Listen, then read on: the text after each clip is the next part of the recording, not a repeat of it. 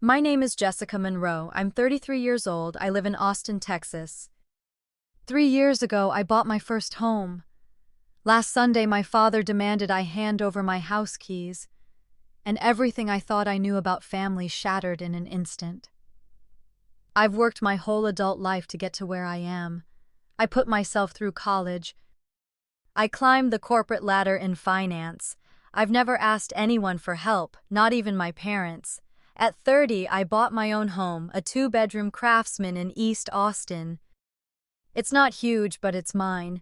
Every inch of it was earned, paid for with late nights, sacrifices, and a ridiculous amount of coffee.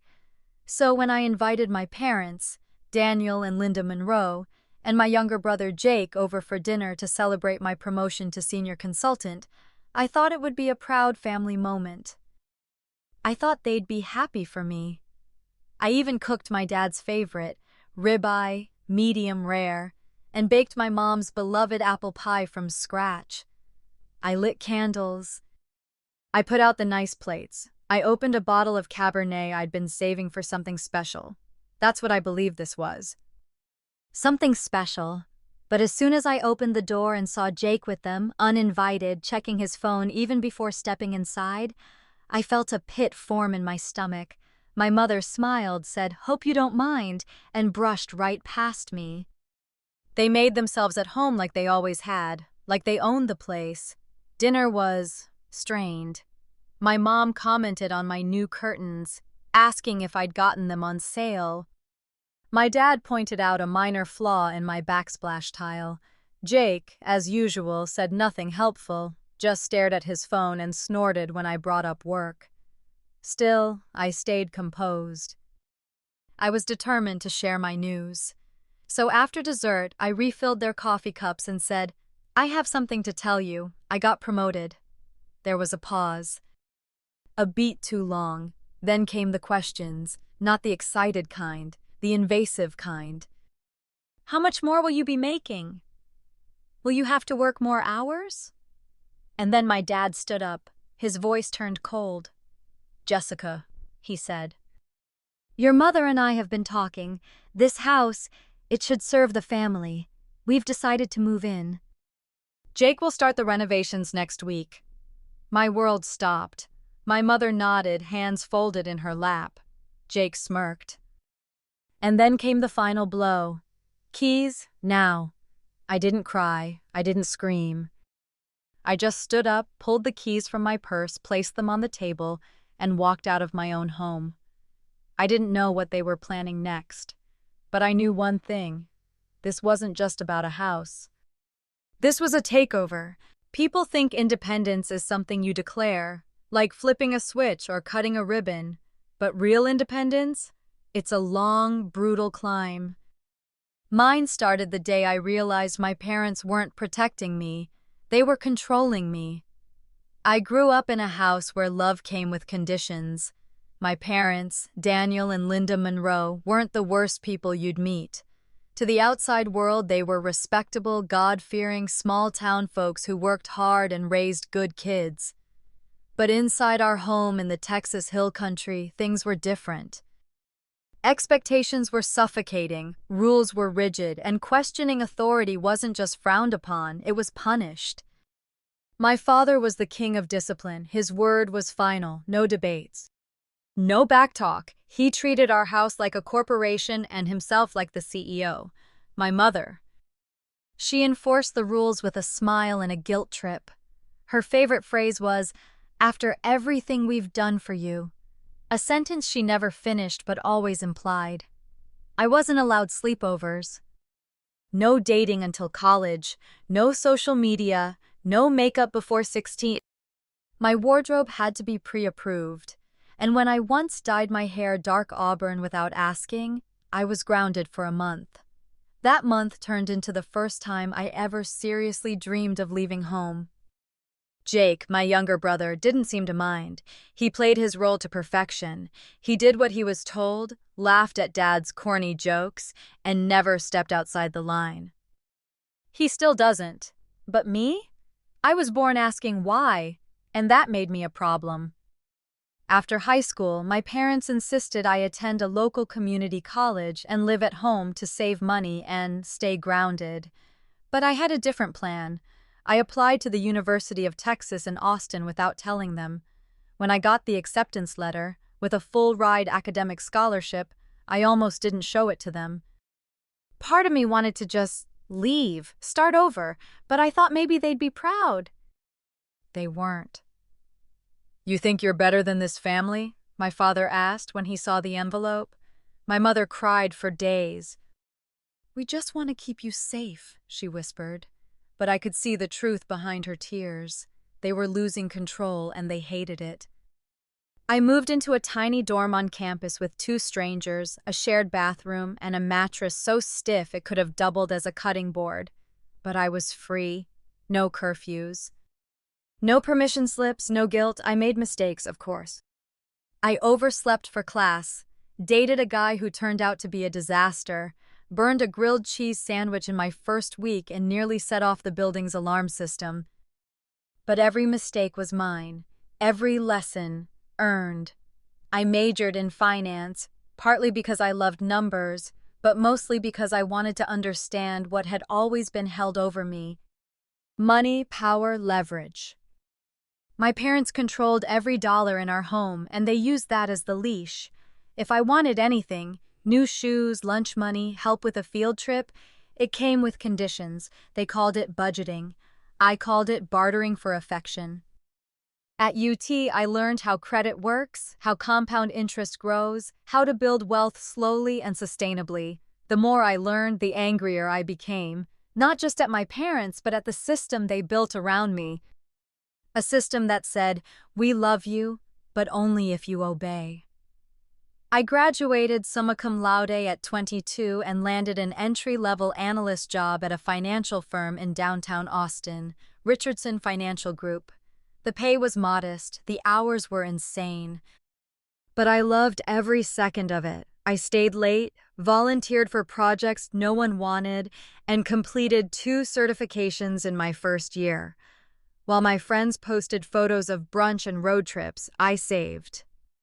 I tracked every expense, ate rice and beans for a month when my car needed new tires. I said no to vacations, yes to freelance gigs, and lived in a 1-bedroom apartment with paper-thin walls and a neighbor who played Metallica at 2 a.m. But after 6 years of grinding, I had something to show for it. By the time I turned 30, I had saved $65,000. That's when I started house hunting. My parents, of course, had opinions. "You should buy near us," my mom said. "We could help with maintenance." My dad even suggested I build an addition onto their home. It's smarter. Keeps it in the family. But I wasn't building a life to stay small. I was building a life to expand. I found my house in East Austin. A 1930s craftsman with original hardwood floors, creaky charm, and a backyard that practically begged for a garden. It was $318,000. I put down 20%, got a good interest rate, and signed those mortgage papers like they were a declaration of war. Because for me, they were... That house was more than walls and a roof. It was proof that I had made it out. That I had built something from scratch. That I didn't need their money, their approval, or their outdated rules. I had painted those walls myself. Installed shelves, grown tomatoes and rosemary and basil in the back. Set up a home office where I pulled late nights working toward my promotion. Every part of it screamed, "You did this." But here's the thing nobody tells you. When you break away from a controlling family, it doesn't end with freedom. They don't just let go. They find new ways to reach in. The calls started small. "We should come see the place." "Why don't you send us the floor plan?" Then came the comments. "It's a lot of house for one person." "Seems wasteful. Wouldn't it be better if Jake lived closer too?" They weren't just visiting, they were surveying. They'd look around like they were appraising it. My dad once asked what brand of locks I had, said he wanted to get the same kind. My mom kept referring to the guest room as Jake's room and asked if we could move in some old furniture just for storage. It would have been funny if it wasn't so calculated. I tried setting boundaries. I didn't give them a key. I kept visits short. I said no a lot more often. But every no came with pushback. Every boundary was a challenge, and every challenge came wrapped in guilt. Still, I thought we had an understanding. I thought they were adjusting, that maybe, just maybe, they were learning to respect my space, my success, my life. Until that Sunday night, until that dinner, until my father stood up from the table, looked me in the eye and said, "This house belongs to the family now." You don't just wake up one day with independence. You earn it, inch by inch, scar by scar. And if you're not careful, the people who said they raised you for your own good will be the very ones trying to take it all away. That night, walking out of my house with my keys still clinking in my dad's hand, I didn't feel weak. I felt clear. I knew how I got here. I knew what I had built, and I knew what I had to do next. Because you can forgive a lot, but you don't hand over your life to people who spent years proving they never wanted you to have one of your own. People say, it's just a house, like it's a pile of bricks and drywall, but for me, it was freedom, it was proof, it was peace, and that's exactly why they wanted it. The first time I walked into that house, I felt something shift in my chest, like my lungs expanded fully for the first time in years. It was an open house on a breezy April morning. The place wasn't perfect. The foundation had a few cracks. The kitchen needed updating, and someone had painted the living room walls a god-awful mustard yellow, but I saw past all of that. What I saw was mine, a 1932 craftsman-style home just under 1,400 square feet, with original hardwood floors and a covered front porch made for Sunday mornings and strong coffee. It sat on a quiet street in East Austin with pecan trees lining the sidewalk and neighbors who waved when you drove by. The listing said 2-bed, 1.5 bath, charming but needs TLC. I didn't see work, I saw potential. I saw the life I'd been fighting to build. After 6 years of saving, budgeting, and grinding away in a glass office with a view of someone else's life, this was finally going to be mine. I remember calling my mortgage lender right after leaving that open house. "This is it," I told her. "Don't let anyone else get it." I offered $5,000 over asking just to lock it down. A month later, I signed the papers with shaking hands. I walked out with the keys and cried in my car for a solid 10 minutes. Not from fear, but from victory. I had done it. No cosigner, no help. No favors. Just me and a mountain of ambition. That house wasn't just shelter. It was my safe place, my sanctuary. Every corner held a memory I created. I spent my first weekend in that house painting over the hideous yellow walls with soft gray. I didn't even have furniture yet, just a mattress on the floor, a borrowed dining chair, and a folding table. But I was happier in those bare rooms than I ever was in the house I grew up in. My parents came to visit once, just once. They barely made it through the tour. My mom walked around the kitchen frowning. "It's small," she said. "You'll want to renovate." My dad touched the walls like he was inspecting an investment property.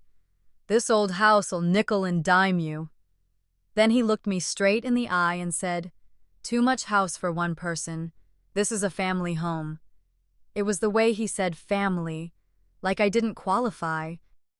They left with polite smiles but sharp judgment.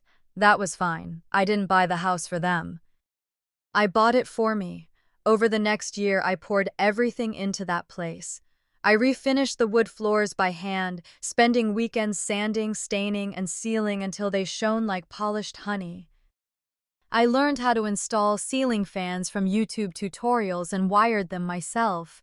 I tore out the old, chipped linoleum in the laundry room and laid tile, crawling on my hands and knees for hours with a sore back and a growing sense of pride.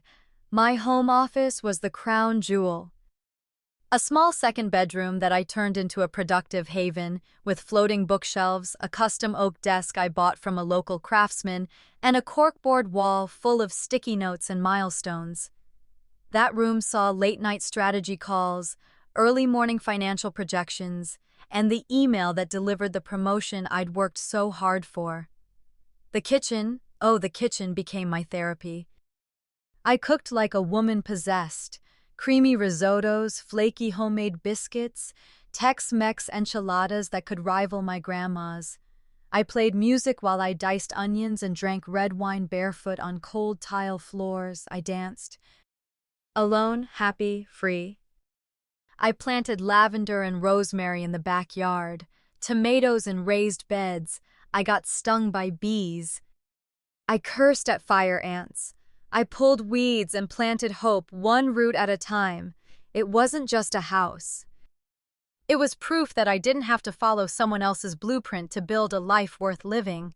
I had made something that was completely mine, and I was proud of it. So when my dad stood in that same dining room 3 years later and said the words, "This house belongs to the family now," it didn't just sting, it scorched, because they weren't just trying to take my property. They were trying to rewrite the story I had written for myself. They saw something thriving, and they wanted to claim it. The signs had been there, looking back. My mom had asked, no, insisted on storing old family heirlooms in my spare bedroom, temporarily. She rearranged my mantel with antique picture frames and said, "These should stay in the family." My dad once asked to review my home insurance policy to make sure I wasn't being overcharged. And Jake? He made snide comments whenever he visited. "You could turn this whole backyard into a second suite if you added a guest house." Just saying. They were inching closer, testing boundaries, looking for ways in. I had been generous, maybe too generous. I helped with their property taxes when they were short. I paid half when their furnace broke during a freak Texas cold front. I never asked for repayment, because that's what family does, right? Until you realize you're the only one giving. After the dinner that changed everything, I stayed at my best friend Hannah's place. I couldn't bear to be alone in a house that felt violated. But what I didn't expect was the call from my mortgage company the next morning. Someone had tried to add co-signers to my account. They had my social security number, my date of birth. All the information you wouldn't hand to a stranger, but you might hand to your parents once upon a time. It hit me like a freight train. They weren't just trying to move in. They were trying to own it, own me. They called it family, but what they meant was control. What they saw in my house wasn't my work, my investment, or my journey. They saw a solution to their problems. They were drowning in debt. They saw my stability as their lifeline. And that's the day I realized something that broke my heart and saved my life all at once. They didn't see a daughter. They saw an asset. I had spent years building my home brick by brick, memory by memory. And in one entitled demand, they tried to reduce it to a bargaining chip, a family resource. But here's what they didn't understand. That house wasn't just something I owned, it was something I became. It was the physical embodiment of years of resistance, hustle, and healing. So I fought for it. Legally, emotionally, spiritually. And when the court granted me a restraining order, when I changed the locks and secured my title and my boundaries, I didn't just reclaim a property. I reclaimed myself, and I promised I would never again let anyone, even the people who raised me, make me feel like I had to share what I had earned just to keep the peace. Because peace built on silence isn't peace. It's surrender. They saw a house, I saw freedom. And that's something they could never truly understand, because they never had to fight for it. You always think you'll see the warning signs, that betrayal comes with flashing lights or dramatic music, but sometimes it just sounds like a knock on your front door. Or a smile that feels a little too forced. Looking back now, the red flags were everywhere. I just didn't want to see them. There's a strange thing that happens when you grow up in a controlling household. You become fluent in making excuses for people. You start telling yourself that someone's cold tone is just how they are, that criticism means they care, and that guilt trips are love just miscommunicated. And when those people are your parents, that excuse making becomes second nature. So when the little things started happening after I bought the house, after I got promoted, I chalked them up to awkward parenting. Maybe a little jealousy, maybe just discomfort with how quickly my life was changing. I didn't see a scheme, I didn't see a plan, I saw family, flawed but well-meaning.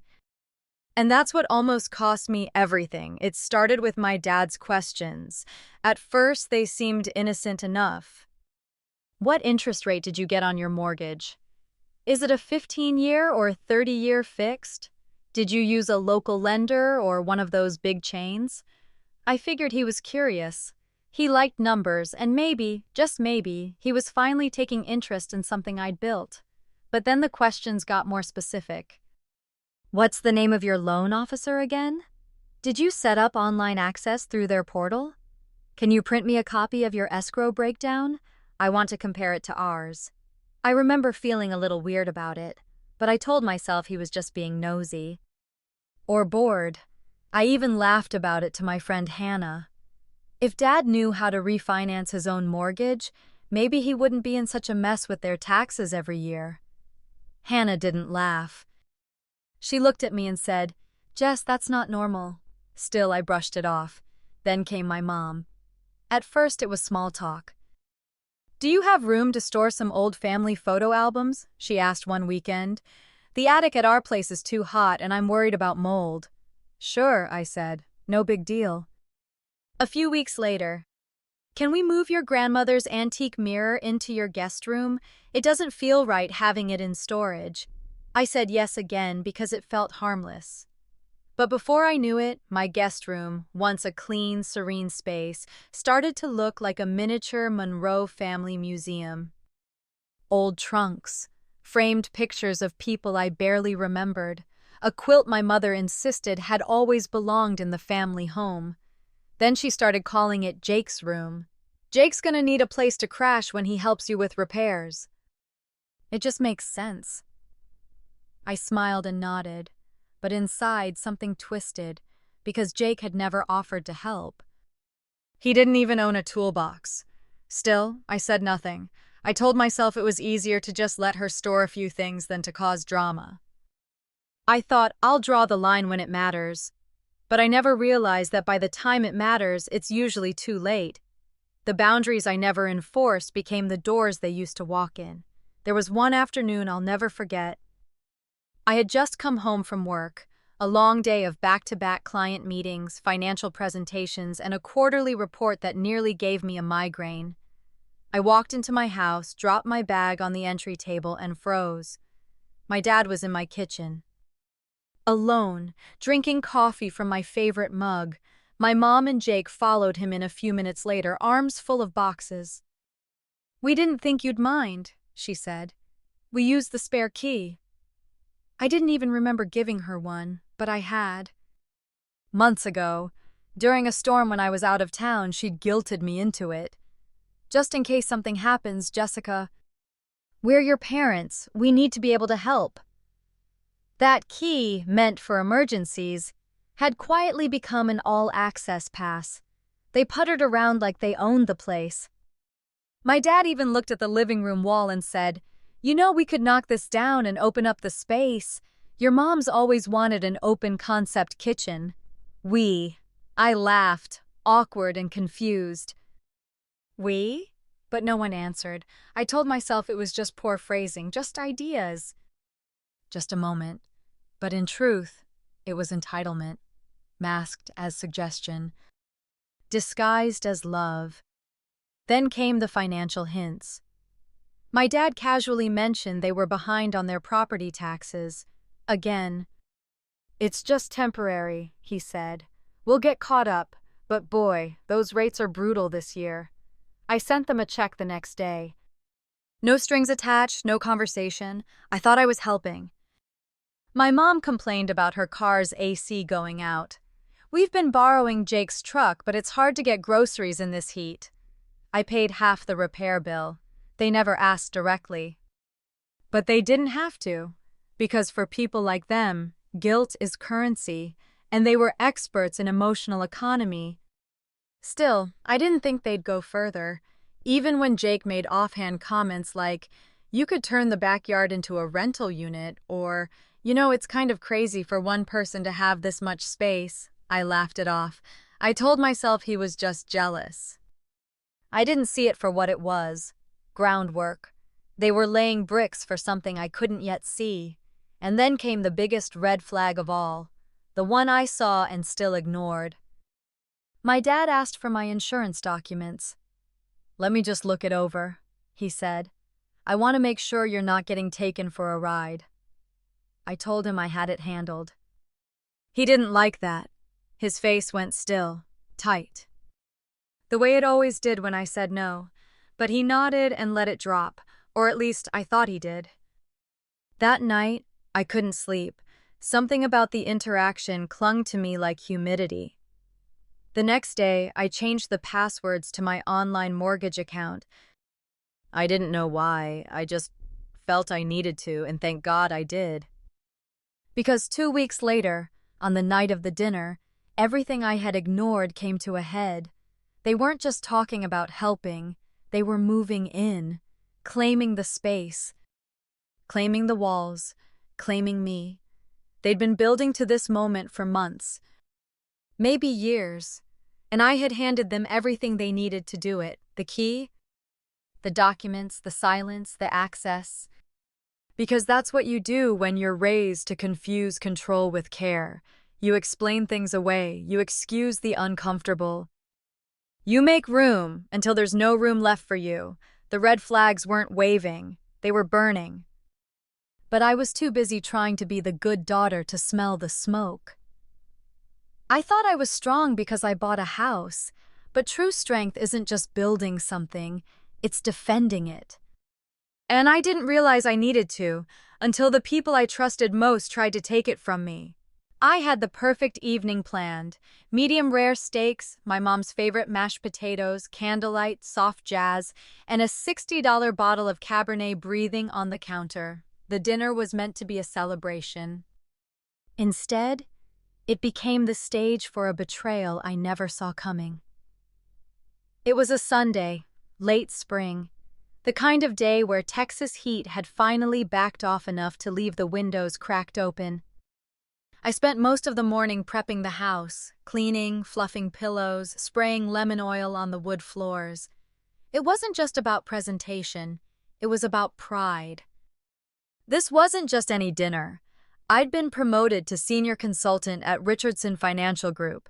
After 6 years of grinding, late nights, and sacrificing my social life for balance sheets and quarterly reviews, I had finally made it. A significant raise, my own office, a growing client list. I was finally standing on the kind of ground that couldn't be shaken, or so I thought. I invited my parents and my younger brother Jake to dinner, hoping, maybe foolishly, that this would be the moment everything changed. That they'd look at me not as their daughter who needed guidance, but as a grown woman who'd done everything they told her she couldn't. I spent 2 hours marinating steaks, just the way my dad liked them: garlic, pepper, and a little smoked paprika. I whipped up mashed potatoes with roasted garlic and extra butter for my mom. I even baked apple pie from scratch, and let me be clear, I don't bake, but I wanted everything to be perfect. I lit candles, I pulled out the good plates, and when the doorbell rang right at 5, I took a deep breath and opened the door, expecting the warm hug of family. Instead, what I got was a cold front. My parents were there, so was Jake. Unannounced. My mom smiled like it was nothing. "Hope you don't mind," she said, brushing past me. "Jake didn't have any plans tonight, so we brought him along." "Of course not," I said. I lied. I did mind. But the good daughter smiled and said, "The more, the merrier." My dad handed me a bottle of wine, cheap, grocery store brand, the kind with a twist cap. Your favorite, he said. It wasn't. During appetizers, the conversation was shallow. My mom commented on the new curtains in the living room, asked how much I paid for them. My dad inspected my kitchen backsplash, pointing out a section where the grout line wasn't perfectly even. Jake said nothing, glued to his phone, smirking occasionally at whatever text thread he was lost in. Still, I smiled. Still, I hoped. After the main course was served, steak perfectly medium rare, potatoes buttery and smooth, green beans sautéed in olive oil, I decided it was time. I stood up, topped off everyone's wine glass, and raised mine. I wanted to tell y'all this in person, I said, because it's something I've worked so hard for. I've just been promoted to senior consultant, big raise, new office. And I'll finally be managing my own clients. Silence. Not a gasp, not a cheer, not even a congratulatory smile. After a long pause, my mom said, "That's nice, dear. Will you have to work more hours?" That doesn't seem very healthy. My dad chewed his steak slowly, then asked, "How much more will you be making?" I hesitated, then gave him a round figure. His eyebrows lifted slightly. He exchanged a look with my mother. "Well," he said, "good for you. About time they recognized your work." Jake snorted. "Must be nice to sit in an office all day for that kind of money." The words landed like a slap, but I pushed forward. "I've worked really hard for this. It's been a long road." "Yes, you've always been focused on your career," my mother said, with the same tone she used when commenting on someone's bad haircut. We moved to dessert. I poured coffee, sliced the pie, and tried to will the tension away. I kept waiting for warmth to appear, for someone to say, "We're proud of you." It never came. Instead, my dad sat up straighter. His voice shifted, formal, almost rehearsed. "Jessica," he said, "your mother and I have been talking about your situation." My fork paused midair. "My situation?" He nodded. My mom set down her coffee cup, her lips pressed into a line. "This house," my dad said, gesturing around the room, "it's too much for you." Before I could speak, my mother cut in, "You don't need all this space. It should be shared with the family." I blinked. "I'm sorry. What are you saying?" My father leaned forward. "We've decided. Your mother and I are moving in. Jake will help with the renovations. He'll knock down that wall between the kitchen and dining room. Mom's always wanted an open concept." It was like they'd rehearsed it. Like a business pitch I hadn't agreed to attend. My voice cracked. "Wait. What?" My mom sighed. "We've given you everything, Jessica. Your education, your foundation. You wouldn't be here without us." Jake chimed in, finally looking up. "It's only fair. You got this house because of them. It's family property." I stood, stunned. This is my house. I bought it, I pay the mortgage, I'm the only one on the deed. My dad's jaw tightened. "We're family. What's yours is ours." "No," I said, heat rising in my face. "That's not how it works. This house is mine." And then he did it. He held out his hand. "Keys." Now. Time slowed. My heart pounded so loudly it drowned out the clink of coffee spoons and the ticking of the wall clock. I looked from my father's outstretched hand to my mother's disapproving stare, to Jake's smug grin. I wanted to scream, to throw something, to shatter every illusion that had built up between us. But I didn't. I walked to my purse, pulled out the keys, and placed them gently on the table.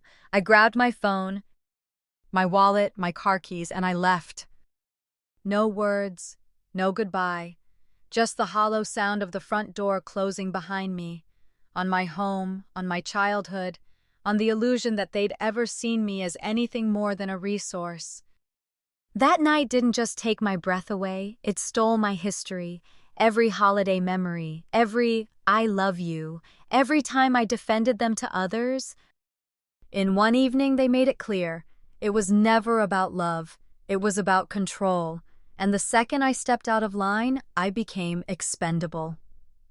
I drove across town to Hannah's apartment in silence, headlights blurring with tears. I couldn't stop replaying it. The pie cooling on the counter, the candlelight flickering on smug faces. The entitlement, the audacity, they weren't proud of me. They were planning around me, like I was an obstacle, like I was just a tenant holding space until they were ready to move in.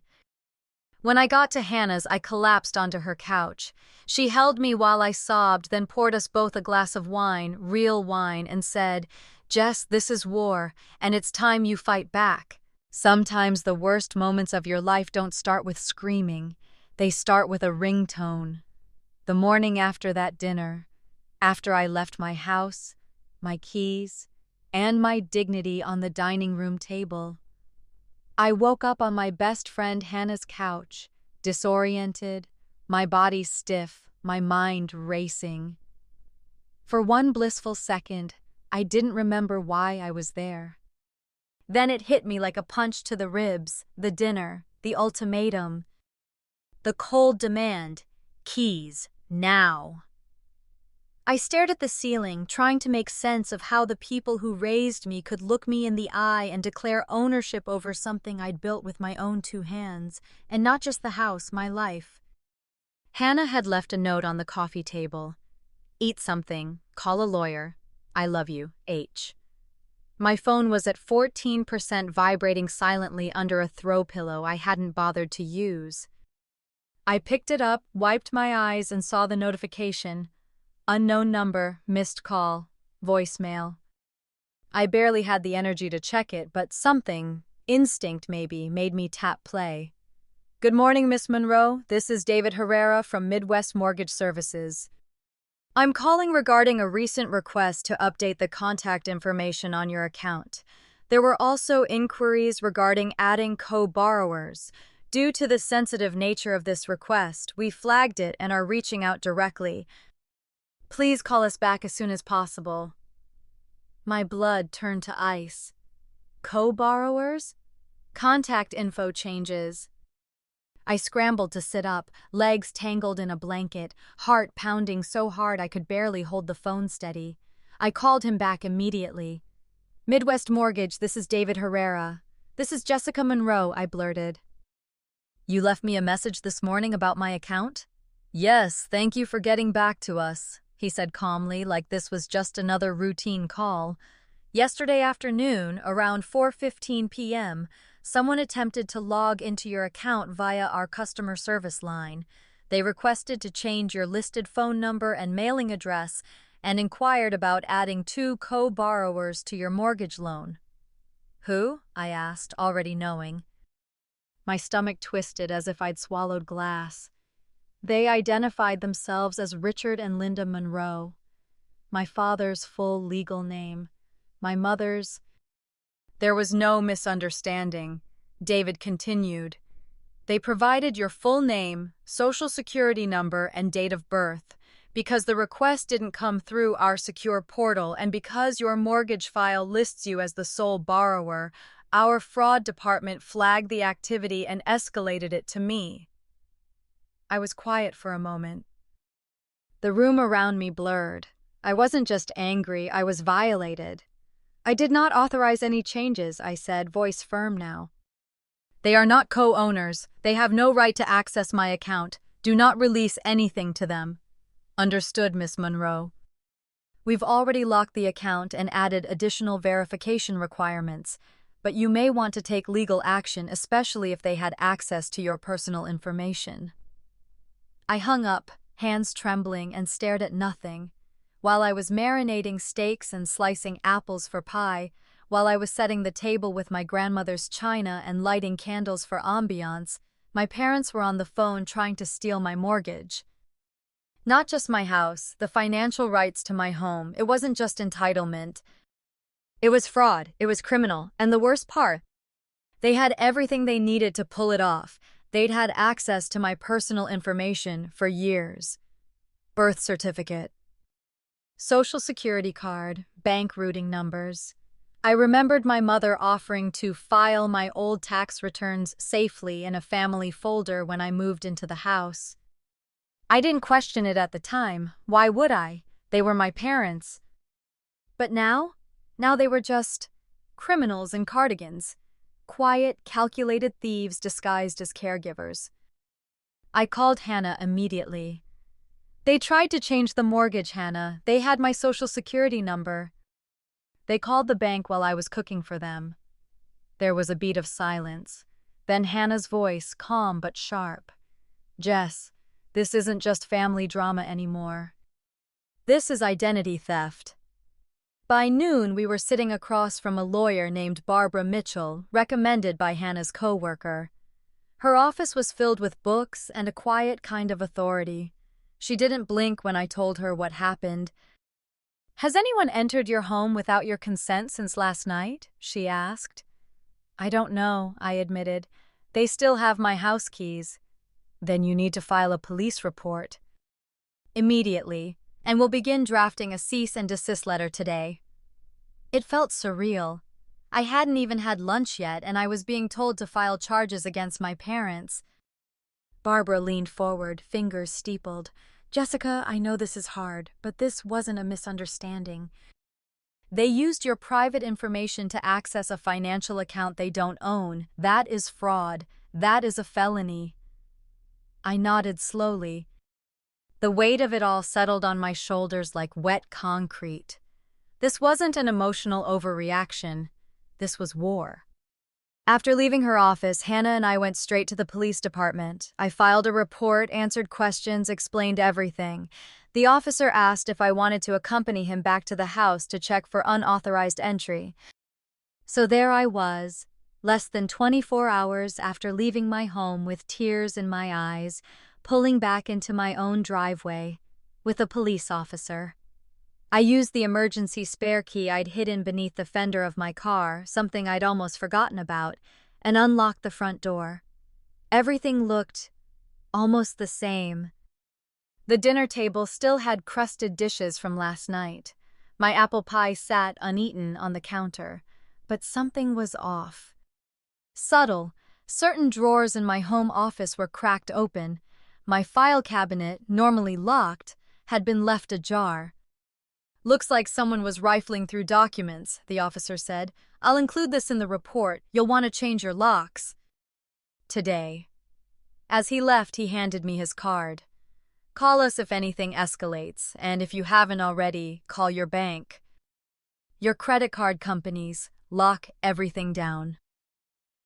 I stood in the foyer of the home I'd built from sweat, sacrifice, and silence, and realized how easily someone can invade your life with just a few numbers and misplaced trust. I wasn't safe. Not even in my own home. That night, Hannah stayed over. I didn't ask her to. She just showed up with Thai takeout, a bottle of wine, and a toolkit. We changed the locks together in silence. I cried while screwing in the new deadbolt. They were going to put their names on it, hon, I whispered, voice cracking. They were going to take everything I built. I know, she said. But they didn't. And now, you fight. Later, while watching reruns of Frasier and trying to calm my racing brain, my phone buzzed. A text from Jake. You're blowing this way out of proportion. All Dad wanted was to help you manage the house better. You're being selfish. I stared at the screen. No apology. No explanation, just more manipulation. Minutes later, my voicemail pinged with a message from my father. Jessica, you need to calm down. We are your family. What's yours is ours. That's how this works. You're making a mistake bringing in lawyers. Don't say we didn't warn you. I saved the voicemail and forwarded it to Barbara. Her response? Excellent. That message alone helps us justify the restraining order. That call from the mortgage company didn't just alert me to fraud. It cracked the entire illusion. My parents weren't confused. They weren't misguided.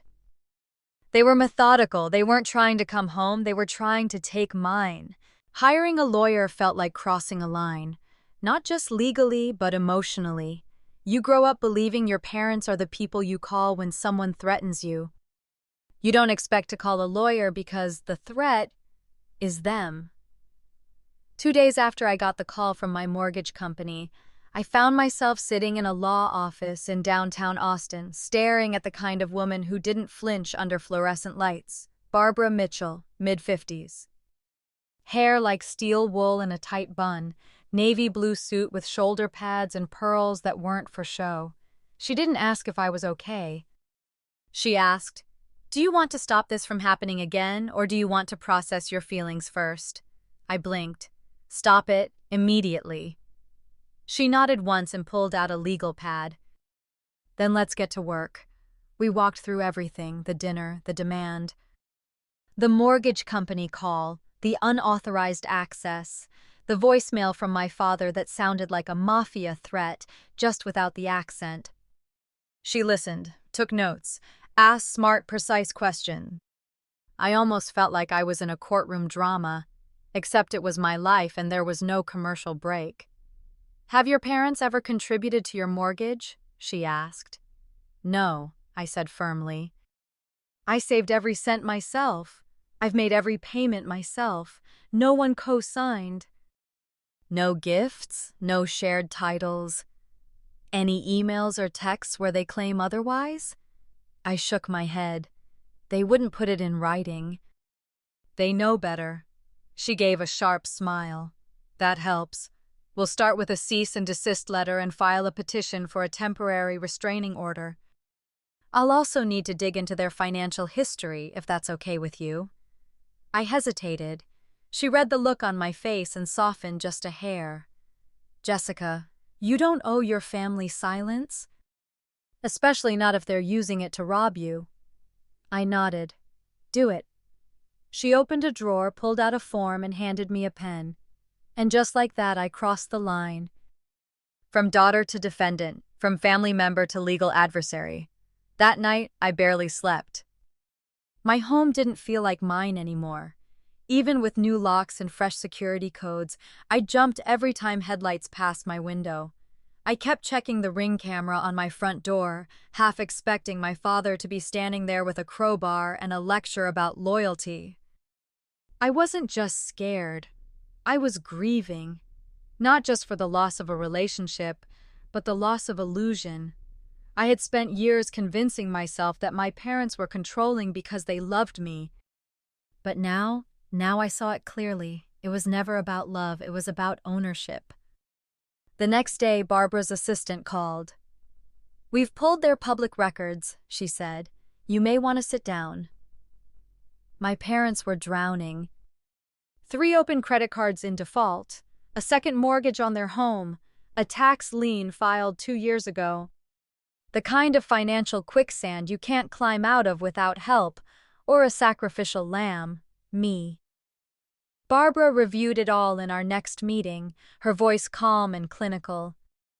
"They're financially desperate," she said, "and your recent promotion likely triggered them. From their perspective, you have what they need, and because they helped raise you, they believe they're entitled to it." I felt like vomiting. "These people," I whispered, "are my parents."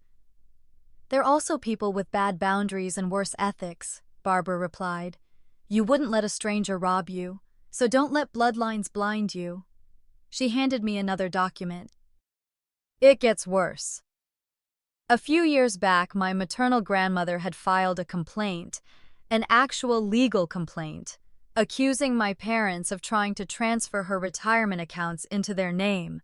The complaint was withdrawn before it went to court, but it had been documented. I remembered my grandmother vaguely. Distant, kind, but guarded. She passed away 5 years ago, and my parents handled all her affairs. Now I wondered what handled really meant. I left Barbara's office feeling like I'd been punched in the soul. All the little red flags I'd ignored were now burning like road flares. My parents weren't just overstepping, they were professionals. This wasn't their first attempt. It just happened to be the first one they tried on me. The next step was filing for the temporary restraining order. Barbara warned me, "Don't expect them to take this lying down. You're cutting off their lifeline and people don't react well to that." She was right. That night I got another text from Jake. "Can't believe you'd go this far. They gave you everything. And this is how you repay them? You're a disgrace." An hour later, a voicemail from my mother. "Jessica, I don't know who filled your head with these lies, but we are your family. We would never hurt you. Please just stop before this goes too far." And then at 2:13 a.m., my phone rang again. Voicemail. My father. "You keep this up and you're gonna regret it. You think a lawyer makes you untouchable?" Blood runs thicker than court orders. I forwarded all of it to Barbara. "Thank you," she responded. "That's evidence."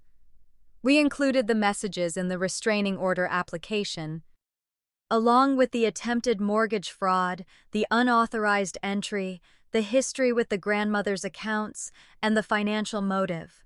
Barbara even contacted the mortgage company to get a sworn affidavit from David Herrera, confirming the phone call and unauthorized request. We were building a case, brick by brick. By the time the court date rolled around, I was exhausted. I hadn't slept a full night in weeks.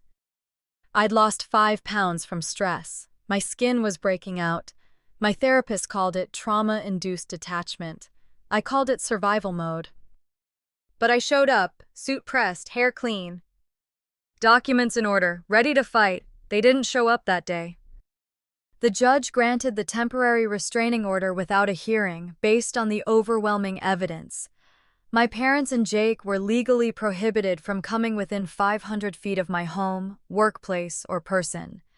For the next 90 days, I had something I hadn't felt in a long time. Breathing room. I went home that evening, locked the door behind me, and just stood in my hallway for 10 solid minutes, staring at my own walls, my own floors, my own space, and whispering to myself, "It's mine. It's still mine." But that peace was short-lived. 2 days later, a letter arrived from their new lawyer, a formal request for mediation. The letter stated that my parents believed there was a verbal agreement that the home was a shared family asset, that they had made significant emotional and financial investments, and that their daughter was acting irrationally due to outside influence. They wanted to resolve the matter amicably. Barbara's response: "We'll decline mediation, but we'll see them in court." I finally understood the full depth of what I was up against. They weren't sorry. They weren't confused. They were organized. This wasn't a tantrum. This was a hostile takeover. They'd built a story, enlisted a lawyer, weaponized their son, and launched a campaign of guilt, threats, and gaslighting. But I wasn't that little girl in their house anymore. I was a woman with a mortgage, a promotion, a spine, and a damn good attorney. And I was ready to fight for what was mine. You don't lawyer up because you hate someone. You lawyer up because you finally understand they will not stop until you lose everything you've built. My parents weren't protecting me. They were circling me. And now, the line was drawn, and this time, I wasn't backing down. You think a courtroom is where people go to find justice, but when it's family sitting across the aisle, it feels more like a war zone. Only the bullets are made of memories. And every smile hides a knife. The day of the hearing was hot. Texas hot. 98 degrees with a heat index that could melt asphalt. I wore a navy blue blazer I hadn't touched since my last job interview and walked into the Travis County Courthouse with my hands shaking and a copy of every receipt, document, and voicemail that proved I wasn't crazy. Barbara Mitchell was calm, unshakable. She carried my case file like it weighed nothing, though inside it was nearly 200 pages of betrayal, fraud, and text messages from hell.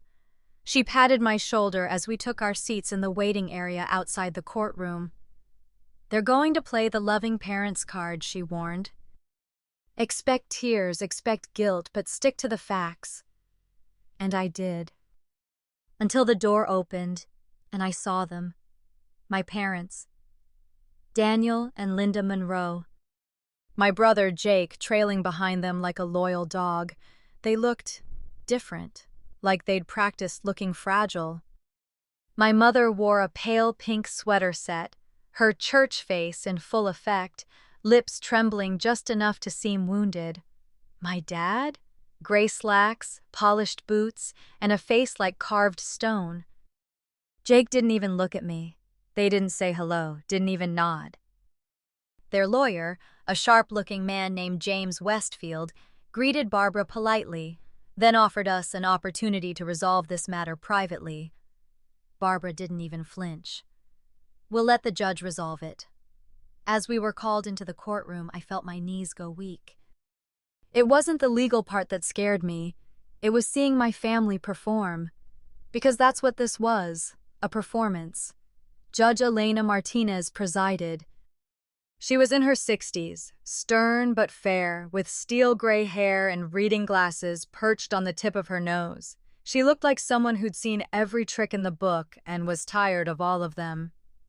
She opened the session with a summary.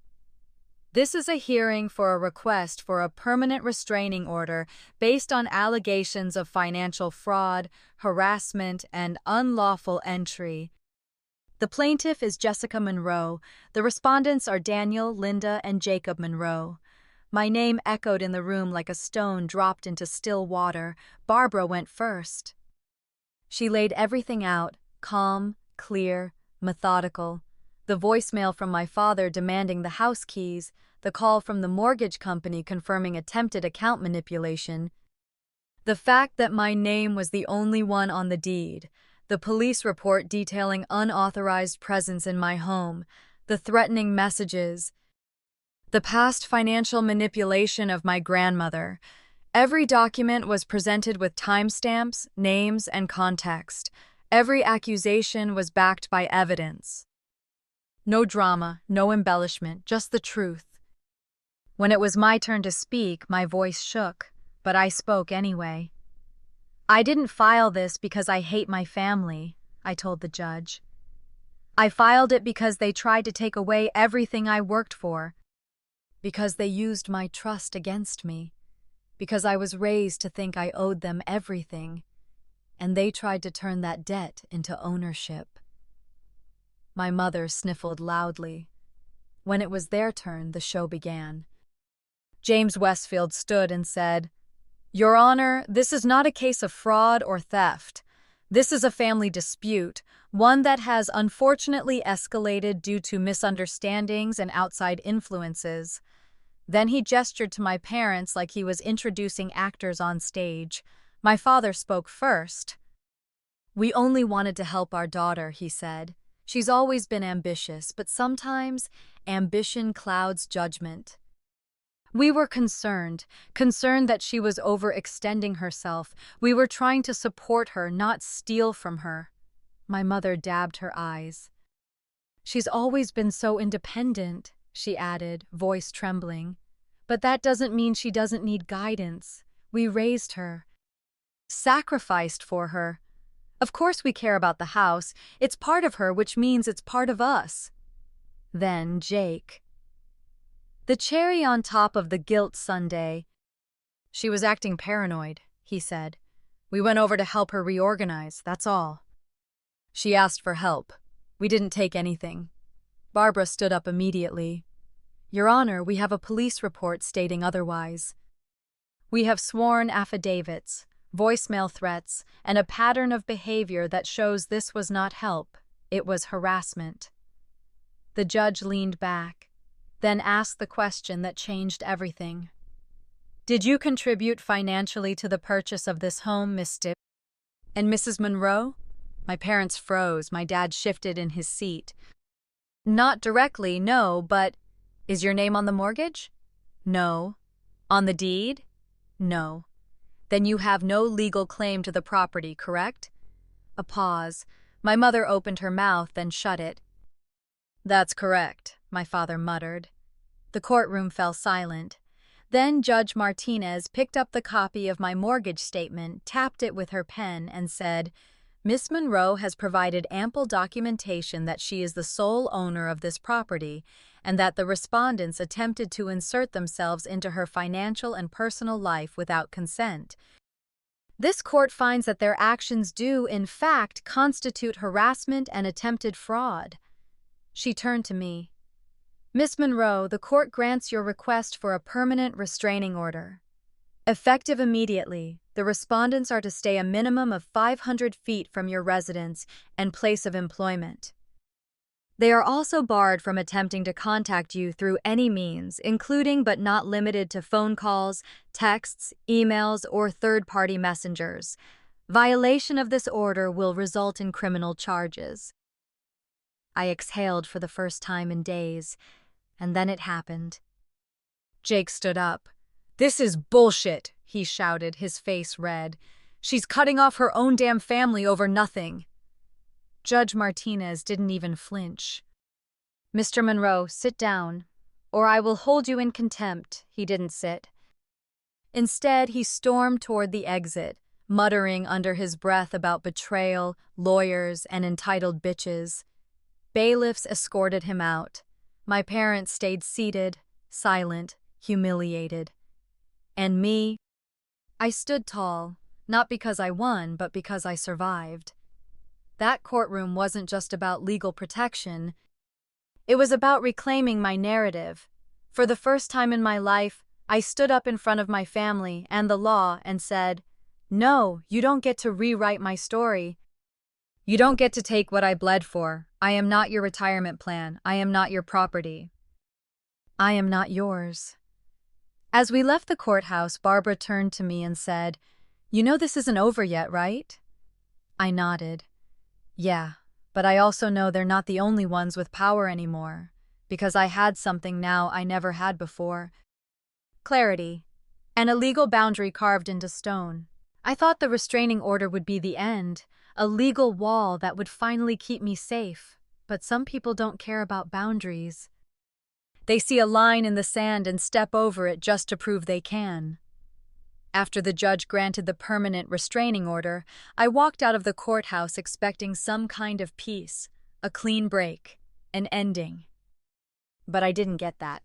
What I got instead was war. It didn't happen all at once. It started with whispers, digital, passive-aggressive, and infuriatingly effective.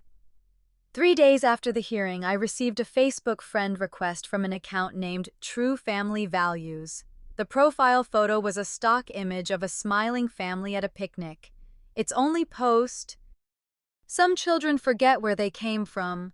Some daughters need lawyers to feel strong, but truth has a way of surfacing." It had no likes. No comments, no tags, but I knew it was them. The next day, I started getting messages from extended family, cousins I hadn't spoken to in years, aunts who never remembered my birthday. "Why are you doing this to your parents? You could have talked to them like an adult instead of dragging them into court. Family is sacred. You'll regret this one day." Gret? That was the word they all used, as if I had burned a bridge instead of defending my home, as if I was the villain. I didn't reply. Not because I didn't have the words, but because I knew replying would feed the narrative they were building, that I was unstable, ungrateful, unforgivable. Barbara warned me this might happen. They're going to frame you as the one who broke the family. Because it's easier than accepting accountability. Don't engage, we'll document everything. And document we did. Screenshots, voicemails, emails. Even handwritten letters slid under my door, unsigned but clearly from someone in the family, filled with messages like, "Blood is thicker than court orders. You'll die alone if you keep pushing everyone away. God doesn't forgive daughters who dishonor their parents." By week 3, it escalated. Neighbors started texting me. "Hey Jess, your brother's truck is parked down the street again. Saw someone walking around your back fence last night. You okay?" I wasn't okay. I hadn't been okay in weeks. Every knock on the door made my pulse spike. Every shadow outside made me reach for my phone. I installed floodlights, motion-activated cameras, reinforced locks. I changed my number. I even started varying my route to work. But it didn't stop. Then came the email. It arrived in my boss's inbox at 8:17 a.m. On a Monday. Anonymous sender. The subject line read, "Concerning employee behavior, Jessica Monroe." Inside was a rambling accusation that I was mentally unstable, emotionally volatile, and possibly abusing prescription medication. It suggested my promotion had been a mistake and claimed I was under investigation for defrauding her own parents. Fortunately, my boss, Martin, wasn't an idiot. He called me into his office, shut the door, and said, "I don't believe a word of this, but I need to know if there's something going on that could affect your ability to work." I told him everything. The dinner, the mortgage fraud, the court case, the restraining order, the harassment. He leaned back in his chair, eyes wide. "Jesus Christ," he muttered. "Jessica, this is insane. Tell me about it." He forwarded the email to our legal department, who traced the IP address. It was linked to an internet service provider in San Marcos, Texas, the same town my parents had relocated to months earlier. Martin placed the email in my employee file, not as a warning, but as a shield. "If this escalates," he said, "you'll have company backing. You're not alone in this." That sentence? You're not alone? I hadn't realized how much I needed to hear it. Because even surrounded by evidence and legal protections, I still felt like I was screaming into a void full of people saying, "But they're your parents," as if biology erased betrayal. Barbara filed an additional motion in court, this time for defamation and cyber harassment. We attached the email, the Facebook posts, the neighbor testimonies. She sat across from me during our next meeting and said, "They're not stopping because they still think they can break you, but we're going to show them what happens when they underestimate someone who refuses to be manipulated." That night, I got another letter. This time it wasn't threatening, it was strategic, a handwritten note in my mother's careful cursive.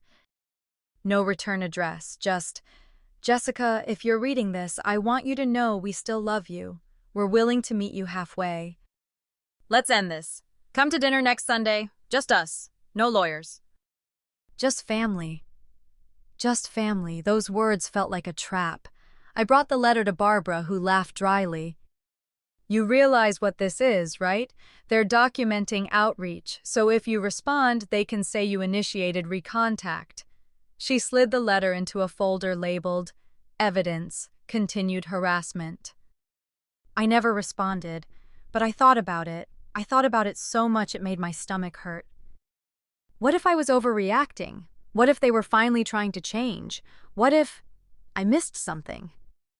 That night, I sat on my front porch listening to cicadas and trying to breathe. Then my Ring camera pinged, a movement alert. I opened the app, and there he was. Jake, standing on the sidewalk. Just far enough away to not violate the restraining order, but close enough for the camera to catch him staring at the house. He wasn't doing anything, just standing, watching for 10 minutes, and then he left. Like it was a game. Like he won something by not being arrested. The next morning, I found a note in my mailbox. Folded once, no envelope. "You can't hide behind lawyers forever." That was the moment I stopped questioning my instincts. That was the moment I decided this wasn't just a boundary issue. This was warfare. We filed for a criminal charge of harassment and began preparing a civil suit for damages.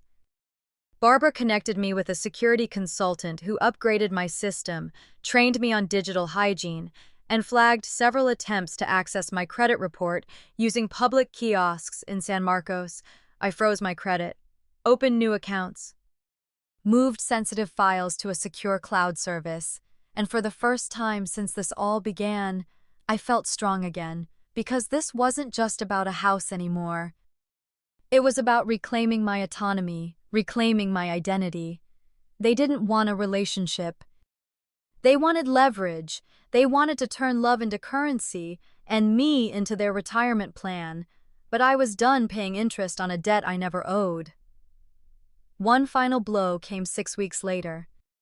A new email, this time from Jake. It was short. Brutal. Mom's in the hospital. Hope you're happy. No details.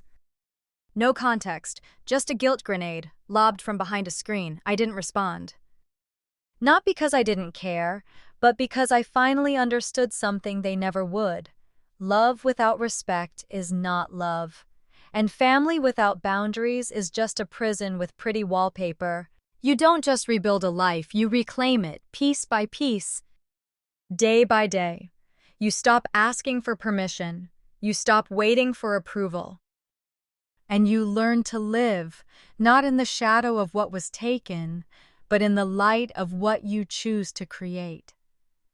It's been nearly a year since the day I walked out of my own home with nothing but my car keys and a shattered idea of what family meant. 12 months of lawyers, courtrooms, locks changed, boundaries reinforced, and nights where sleep never came. But here I am, still standing, still here, and for the first time in a long time, free. I don't mean free from them. Restraining orders and lawsuits don't erase pain. They don't fix the part of you that still wants to be loved by people who never learned how to love without conditions. But I am free from the lie. The lie that I owe anyone access to my peace. The lie that family gets a free pass to disrespect your boundaries. The lie that blood equals belonging. This house, it doesn't carry the weight of betrayal anymore. It carries strength. I repainted every wall, not to cover the past, but to write a new chapter. I tore out the old backsplash my father criticized and replaced it with hand-cut tile I chose myself. I hung new artwork, planted new flowers, moved furniture to reflect who I am now, not who I used to be when I was still trying to earn approval. I hosted my first gathering here 2 months ago, a backyard dinner under string lights with friends who've stood by me through it all. No guilt, no tension. Just laughter, music, and the kind of joy that doesn't come with a price tag or emotional blackmail. One of them, Jason, stayed late to help clean up. He's kind, grounded, and nothing like the men I used to let near my heart. He knows the story, all of it, and he didn't flinch. He just listened, held my hand, and said, "You don't scare me, Jess. You inspire me." I used to think surviving family trauma meant cutting them off and never looking back. But healing? It's more complex. It's mourning who they could have been while protecting who you've become. I still get messages from distant relatives, some kind, some cruel. I don't respond anymore, because they don't get to vote on my peace. My therapist calls this post-traumatic clarity. I call it power. I've rebuilt not just a home, but a life on my own terms. A life where love is chosen, not demanded, where boundaries are honored, not punished, where I define what family means. To anyone watching this who's navigating something similar, listen to me. You're not selfish for protecting your space. You're not cruel for saying no, and you are not alone. There is life after betrayal, there is peace after pain, and you, just like me, get to rebuild a future that no one else can claim. Not even the people who brought you into this world, because at the end of the day, the house was never just about walls. It was about finally having a place where I didn't have to apologize for existing. And that's mine. Forever. If I had to sum up everything this past year taught me in one lesson, it would be this. Not everyone who raised you wants to see you rise. That's the truth no one warns you about.